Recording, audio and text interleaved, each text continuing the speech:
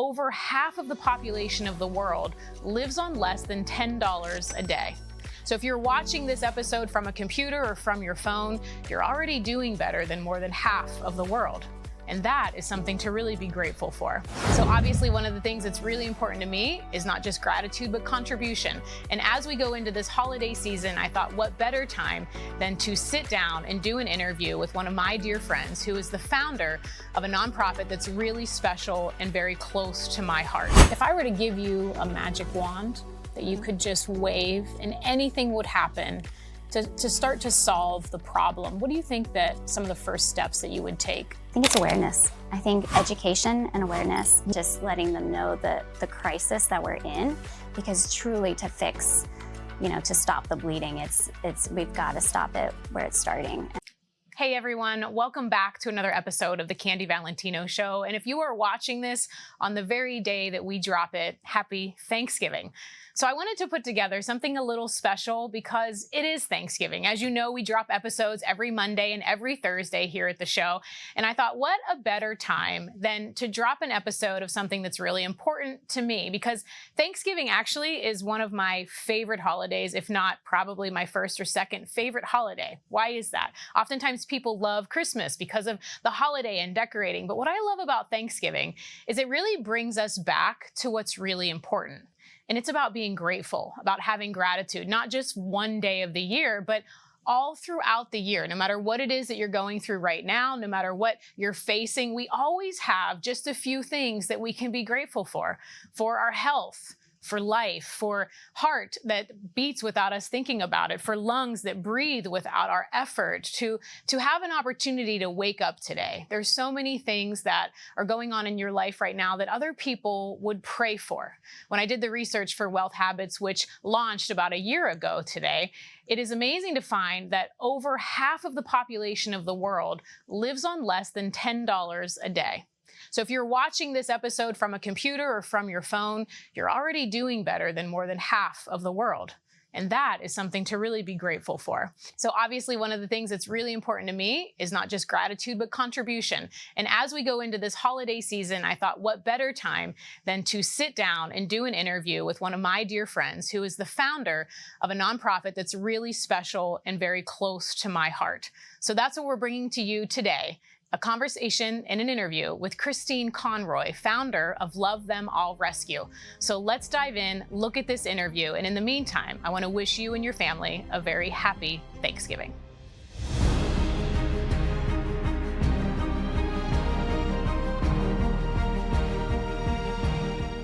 All right, everyone, you know that I am always talking about how you should take a percentage of what you make and really contribute it to something that's important to you. So to delve in a little deeper into the incredible rewards that come with contribution and giving. Giving should always be a fundamental part of your life. This not just an occasion, not just an act of charity, but something that becomes part of your DNA. Because when you do something genuinely good, you really make a positive impact in the world. And now I talk about this in my book, how the contributions that you make is really what's going to propel you into more wealth than you can even measure. And it's really fundamental on creating a rich life. Because when you shift from a place of what can you get and you replace it with the belief of what can I give, life starts to make sense on a whole new level. And that's what we're doing today with our special guest, Cristine Conroy. She is the heart and soul behind Love Them All Sanctuary and Rescue, a foundation that has touched the lives of so many animals in need, including one that I had the absolute honor and joy to share my life with. So Cristine, thank you so much for coming today and being on the show. And Myra, oh my gosh. It's hard to focus to work because I just want to play with all the dogs all day. But thank you for being here because there is such a need. And we had a great opportunity meeting. For those that don't know, I adopted one of my dogs from Cristine's rescue. And she was with me for a very short period of time. And the reason is because you're doing something uniquely different in the rescue world.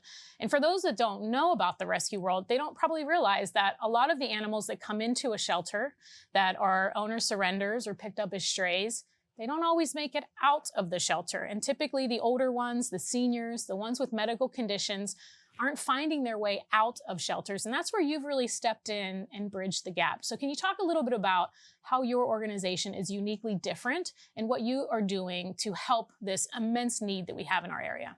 Yeah, so we specifically focus on those dogs that are facing unnecessary euthanasia in our local shelters, the Humane Society.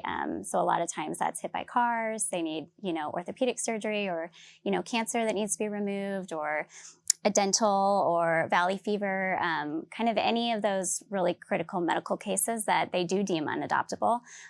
But really it just takes compiling the resources, to get them the help that they need. And then we do adopt them out to amazing homes like yours. Yeah. And I'm so glad that you do, because I think what's really tough to balance in the nonprofit world, and for anybody that doesn't have exposure to this, it's hard to understand, because it's like running a business, but with something far more important than just meeting your first quarter goals. And so if we can talk about a little bit like of the expense, like obviously a lot of these organizations aren't putting their resources into the animals that truly need us the most because of expense. Can you share with maybe what's different and how expensive it is for an organization to do those surgeries and provide those dentals and valley fever care? Yeah, I mean, to be honest, our average cost per dog we take in is about $1,500. So even our easy puppies, who you'll see a little later, they're, $500.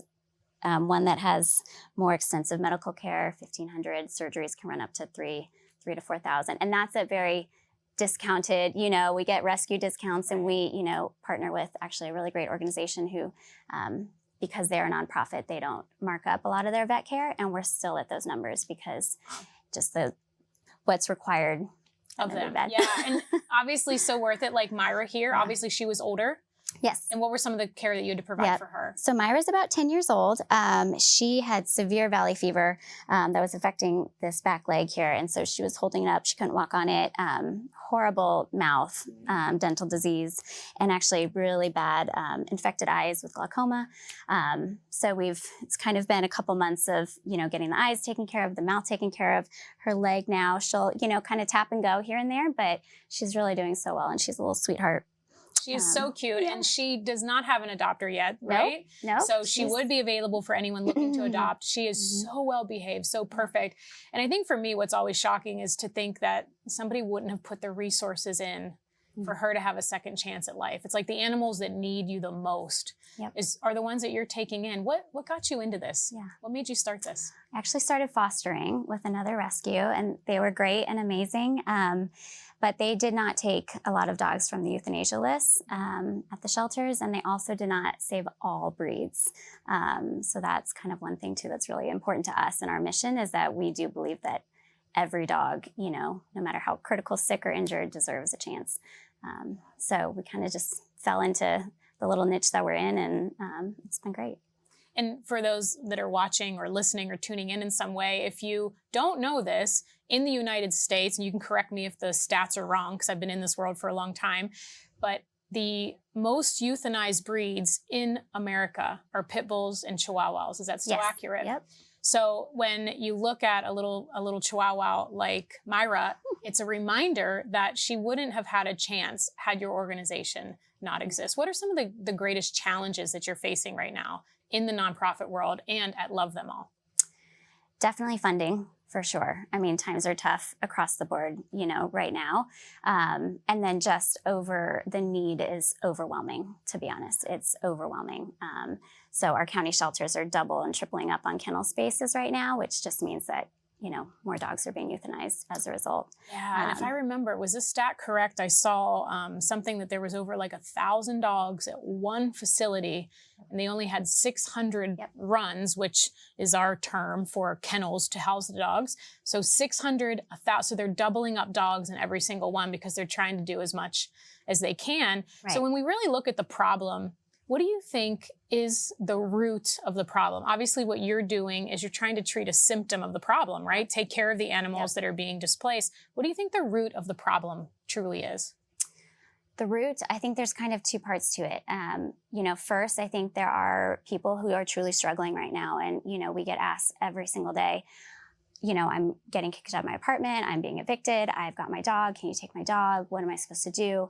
Those dogs end up at the shelter. I think there's also a societal problem of how we do view our pets. And I can only speak for here in Phoenix, but, there definitely seems to be they're just sometimes viewed as property. They're not viewed as true companion animals, that you and I look at them as. So I think it's also kind of quick and easy for people to just let them go, let them run in the desert, let them out, drop them off. There's definitely struggles. And then I also think there's kind of how we look at commitments, lack thereof, because it is a lifetime commitment, or it should be, not a convenience, which is what I had seen in the rescue world of a lot of people. It's inconvenient now. So it's somebody else's problem. But do you feel that you guys could only hear the little noises that she just made. It's so cute. Do you feel that it's gotten worse since COVID? Because I don't know about for you, but I read a few things and just our work involved seemed like a lot more adoptions happened through COVID. Mm-hmm. But now we're on the other side of it. Do you see that there's a greater need? Mm-hmm. Well, it's funny because we started in COVID. Started the rescue in June of 2020. So that was an adventure. But so I've only seen really post-COVID numbers, and every single year they're going up. I mean, I don't think our county shelter has seen this number of volume coming in like ever before. But so many people are moving here. So many people, like Phoenix is growing immensely by the day. And yet we still have, 2 county shelters and, then the surrounding, smaller cities. But really it's tough and it's challenging, and they keep coming.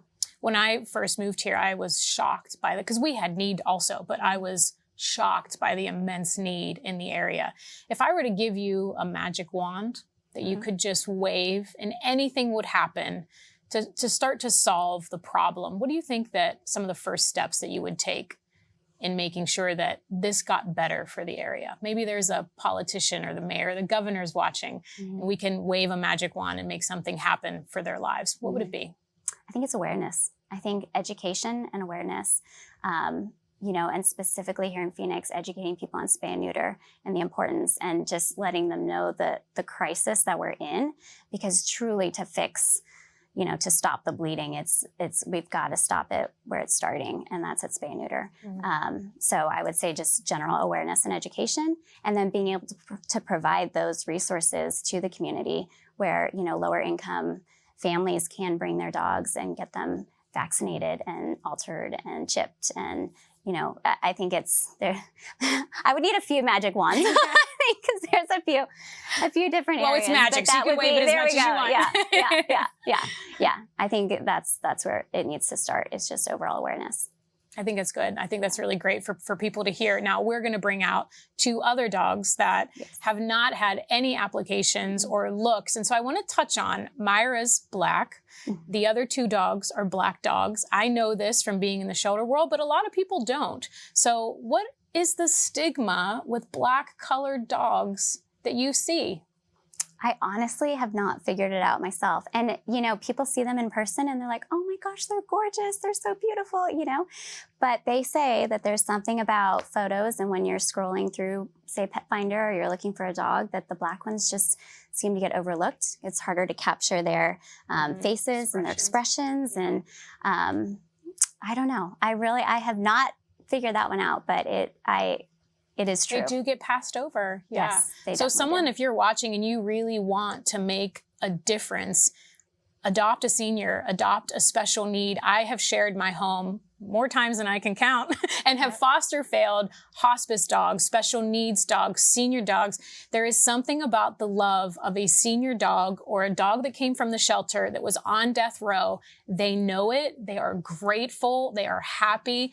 And so I would just encourage you to open your heart to a senior, a special needs, or a black colored dog, because there are more of them in the shelters, as well as I believe the stat of 30% of all dogs in shelters are purebreds.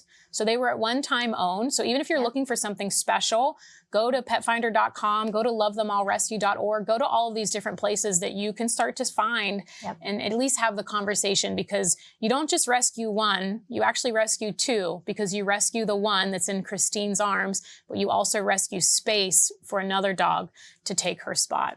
Yep. So I want to be able to bring out, can you tell us a little bit about Myra before we bring out the other 2? Yep. What would be her perfect home? Her perfect home would be a lap that she could sit on just like this. This is her. she is your total typical little Velcro cheat. Like Love she it. just wants to be with you. Velcro cheat. That's so cute. Yeah. She just wants to be with you always. She's so snuggly and cuddly and great with, I mean, I won't say how many, my house, bigs and littles, and she's great with everybody. Kids, adults. She's just a sweetheart. Yeah. So someone chill, someone that just wants love and snuggle. Yep. So that is Myra, and you can find out more information. We will link the information here to her website. And so I want to bring out Maggie and Mia, two other small lab mix dogs. Let's see if we can make this happen and we actually bring them out in an organized way. They're getting love over here from our team. So they are chill. I will take... Can I take Hi, baby? Hello. Oh, this is like my most comfortable place in the world. So who is this? One's Maggie. Maggie. Hi, baby. And how old's Maggie? They are months? 6 months. I was going to say months, 6 months old. Come on, Mia. And for puppies, oh my goodness, they've been so well behaved. So well behaved. How are you guys not in homes? Come on, Mia. And I'll let everyone that's listening in on another little secret, listening or watching. 2 is actually easier than 1. Yep. So you've got their sisters? They're sisters, and they are both do 6 so months? well together. Both Oh my 6 gosh. months. Yep. So well behaved. They're so sweet. Precious. And we actually have Dad in the rescue as well. Wow. And he's a total sweetheart. Yeah. No. Oh my goodness, you're so good. Girl, Max. Oh my gosh. So they're Maggie and Mia and Myra, you can find out more information on their stories on the website. Fill out an application. Oh my gosh, please drink my water. That will be so stinking cute. Find out more information on these 2 precious girls. And I do think, I'm being funny, but I do think that having 2 when they're younger is easier. Totally. Because they are companions of each other. You don't have to walk them and play with them as much because they're playing with each other. So we always recommend when you're taking puppies, take 2. It's a lot easier on you and them, huh? Yep. They're good girls. Anything else you want to share? How can people find out more about you? How can they, I know your greatest need right now is funds, and you are building a beautiful facility here in Arizona, which I am so proud to be a supporter of, a donor of, a prior adopter. So share with just people how they can find out more about you and get involved, because what you're doing is so incredibly needed. Thank you. Yeah, the sanctuary has been a big undertaking, but we're up and running, and we're now to the point of just wanting to fill all the rooms with all the dogs. So really, truly, just animal care funding is kind of going to be our focus for this last part of the year, and on into next year, and probably forever, because, we're always going to need the funds to take care of the babies. But they can go on our website, our Instagram, Love Them All Rescue. Everything's there. They can follow along. It's an adventure every day. And I think it's so important too to share that Cristine does not have some elaborate paid board and a lot of paid staff. They've really been all volunteer based to this point. So what your donations are going to are to the animals. And as we listen to this journey, remember that giving isn't just an act. It's really it's a way of life. It's about finding purpose and contributing to something larger than just yourself. I dive into all the psychological and health benefits of giving and highlight just how acts of generosity like this will lower your stress, will improve your self-esteem, will even create a longer life expectancy. And so I think it's just really important to just focus on the power of contribution. And so thank you for being here. Thank you for sharing with us. And these little sweet girls, go fill out an adoption application, get involved. There is such a great need, not just in this state, but in the entire country. Thanks so much for tuning in, and let's get back to the show.